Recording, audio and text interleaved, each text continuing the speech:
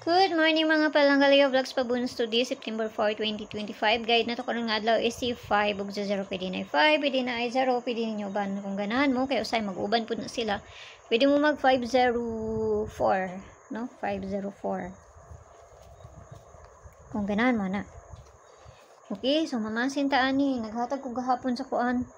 Katong 078 gani kay basig mo kuan na no ka pila na ba nagpakita sa kuha. Kana man akong gihatag dito sa ano.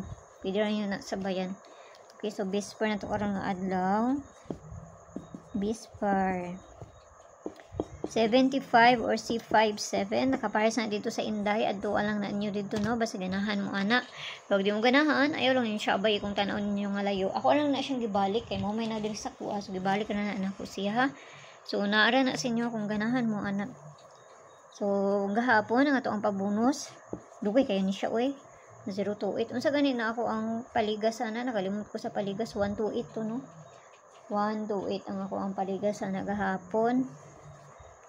Karga lang gihapon si 28 na ako karon. Pero lahi ako ang pamaris ani sa pabonus na to. Pili ra mo ayon ninyo hutda. Kay ubay-ubay pud ra ba akong ginapanghatag. Nara sa inyo kung doon na sa inyo, lahi ba ni sa inyo, ha? Ayaw ninyo siya abay. So pabonus na to karon nga adlaw 284. So, kamo ni bahala na, plus minus raman na. Saka kung ano ninyo, ano. So, mamaya na diri sa kuha, mara pa na akong ikahatag sa inyo, ha. So, pana lang. Basig mamasin pa di ay ang gabi nga kuan.